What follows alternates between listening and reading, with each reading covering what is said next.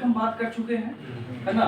22 basis of charge, section 23 था computation of annual value, 24 deductions, 35 ए बताया आपको अनलाइज्ड रेंट, 26 को ओनरशिप के बारे में, 27 लास्ट सेक्शन है ना हाउस प्रॉपर्टी का है डीम्ड ओनर। देखिए इसमें क्या बोलता है, जैसे कि एक तो आप घर खरीद के रखे हैं, आप ओनर है, ठीक है, लेकिन कुछ परिस्थितियां जहां होती है, बताया गया है कि जहां पर आप दूसरे को दे दिए हैं घर, लेकिन फिर भी आप माने जाएंगे ओनर हैं, ठीक है। वही चीज यहाँ बता रहा है कि besides legal owner section 27 provides that the following persons are to be treated as deemed owner of the house property for the purpose of charging tax on annual value under head. जैसे कि मान लीजिए 4-5 cases दिया, 4 case दिया है, ठीक है, in fact 5 cases आगे गिवन। पहला है कि अगर कोई इंडिविजुअल अपने स्पाउस को, हस्बैंड है तो वाइफ, वाइफ है तो हस्बैंड, या अपने माइनर बच्चे को कोई भी घर देता है बिना एडिक्वेट कंसिडरेशन के, ऐसा रहेगा नहीं, है ना। उस केस में भले ही उस घर का डीम्ड ओनर मतलब जो माना जाएगा सामने वाला पार्टी, लेकिन उसका जो लायबिलिटी है, टैक्स लायबिलिटी उस इनकम पर ट्रांसफरर का आएगा। हर केस में ऐसा होता है सर। एडिक्वेट और सफिशिएंट नहीं रहा, चलिए कोई 1 रुपया दे दिया, 2 रुपये, ऐसा नहीं, है ना। तो ये मान के रखिए कि एडिक्वेट कंसिडरेशन नहीं दे रहा है, और किसको, ट्रांसफरर को नहीं दे रहा है। और ट्रांसफरर क्या कर रहा है, अपने स्पाउस को कोई घर दिया या माइनर बच्चे को दिया, तो लॉ कहता है कि ट्रांसफरर उस केस में ओनर मान लिया जाएगा, भले ही एक्चुअल ओनर कोई और है, लेकिन he will be considered as deemed owner for the purpose of calculation of income under head house property. ये हर केसेस में। सर अगर मेजर को लेता है तो फिर तब नहीं ऐसा बोलता है, माइनर के लिए स्पेसिफिकली बोला गया है ना, तो वो चीज देखना होगा।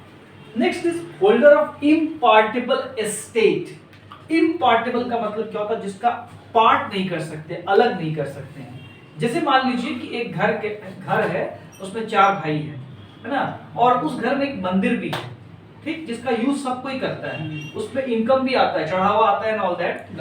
अब कहानी क्या है कि पार्टीशन हो रहा है पूरे घर का पार्टीशन हुआ, चारों भाई को कुछ हिस्सा मिला, लेकिन जो मंदिर का पार्टीशन कैसे करेगा, वो तो इम्पार्टेबल है ना। तो उसका नियम चला आ रहा है घर का कि जो एल्डेस्ट सन या डॉटर जो भी रहेगा, उसी को वो मंदिर का सारा चीज मिलता है, देख रेख करने का, लेकिन उसको यूज सब कोई कर सकता है, ठीक।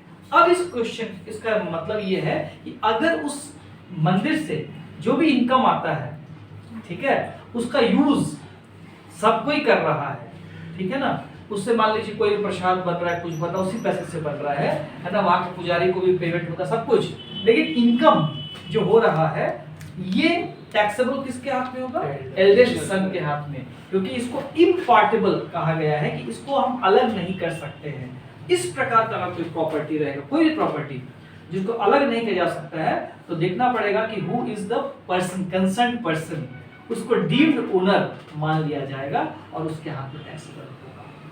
सर, बट चैरिटेबल और रिलीजियस से जो पैसा आता है वो तो अदर सोर्स में है। बिल्कुल सही बात है। जैसे कि ये मान लो कि रेंटल प्रॉपर्टी के रूप में हम लोग बात कर रहे हैं कि अगर ये कोई एस्टेट है जिसको किसी को दे दिया, किसी को रेंट पर दे दिया, मान लो ऐसा होता है ना कि आप जैसे मंदिर है, तो मान लो मेरे पास आया, हम बोले कि हम तो देखेंगे, हम बोले कि भाई सौरभ आप देखिए हमको 5,000 महीना दीजिएगा, तो हमको आगे ये इम्पार्टेबल एस्टेट से इनकम आ रहा है, इसका उपयोग सब कोई कर रहा है, तो ये जो इनकम का लायबिलिटी है वो किस पर आएगा, मेरे पर आएगा, ठीक है।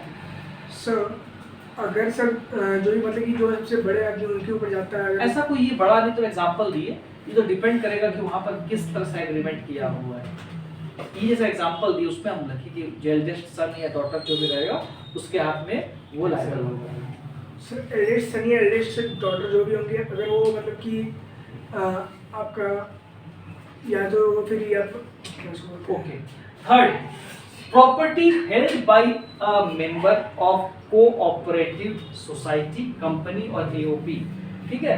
अगर मान लीजिए कोई कोऑपरेटिव सोसाइटी बनाकर, जैसे मान लीजिए क्या होता है ना कि हम इंडिविजुअली कोई जमीन नहीं खरीद सकते हैं या घर खरीद सकते हैं, लेकिन अगर हम लोग सब मिल जाएं तो पैसा जमा करके कोऑपरेटिव बना लिए और उसके आधार पर हमको लोन भी मिल जाएगा, है ना, और हम घर भी खरीद सकते हैं, बना भी सकते हैं।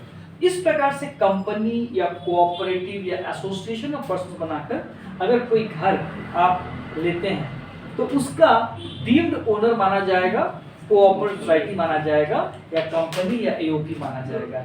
उसके हाथ में इनकम टैक्सेबल होगा अगर आप लेट आउट करते हैं, कोई भी चीज करते हैं। तो सर इसमें एक ओनर फिर कहाँ रहेगा? हाँ, एक नहीं रहेगा, फिर कंपनी रहेगा ना, company is the owner, corporate is the owner. Sir company समझ में आता है कि इंडिविजुअल, लेकिन सोसाइटी सोसाइटी भी अलग है, कोऑपरेटिव सोसाइटी भी अलग एक्ट से गवर्न होता है, ठीक है ना। और उसमें बहुत सारे लोग होते हैं। हाँ, लोग तो इसमें भी रहेंगे, उसमें भी रहेंगे, लोग तो मेंबर्स तो रहेंगे, उसी के बेसिस पर मेंबर्स को दे दिया गया, घर अलॉट कर दिया गया। लेकिन लॉ यही बोल रहा है, लॉ कह रहा है इसमें कि भाई चूंकि कंपनी के नाम पर आपको लोन मिला है और घर बना रहे हैं, या फिर जो सोसाइटी के नाम पे बना रहे हैं, एओपी के नाम पे, तो वो एओपी एक अलग पर्सन है, हम लोग मानते हैं, तो ये पर्सन ही डीम्ड ओनर ट्रीट किया जाएगा for the purpose of charging any income under his house property, ऐसा लॉ कहता है।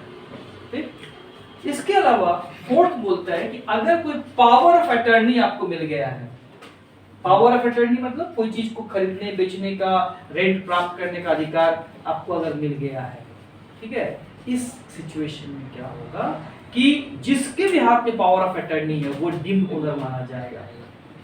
ठीक, पावर ऑफ अटर्नी मतलब आपको अधिकार रहता है लिख के कि भाई आप 1 साल तक 2 साल तक कुछ भी आप कर सकते हैं, एक्शन ले सकते हैं। फिफ्थ पॉइंट है, अगर मान लीजिए यहाँ बोलता है a person who has acquired a right in a building under section 269 UA clause है। इसका मतलब क्या होता है कि अगर कोई भी प्रॉपर्टी किसी को दिया गया है किराए पे, लीज पे दिया गया है 12 साल से अधिक टर्म के लिए, 12 इयर्स से अधिक के लिए, तो वो यहाँ पर कवर होता है। और उस केस के अंदर जो जिसको दिया गया है वही ओनर ट्रीट किया जाएगा, डीम्ड ओनर, 12 साल से अधिक के पर्पस के लिए दिया गया है।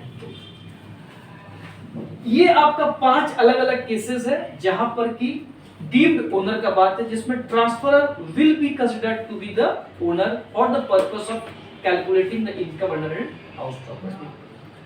फिर है, अगर स्टॉक इन ट्रेड समझते हैं, जो खरीद बिक्री करने पे रखा जाता है,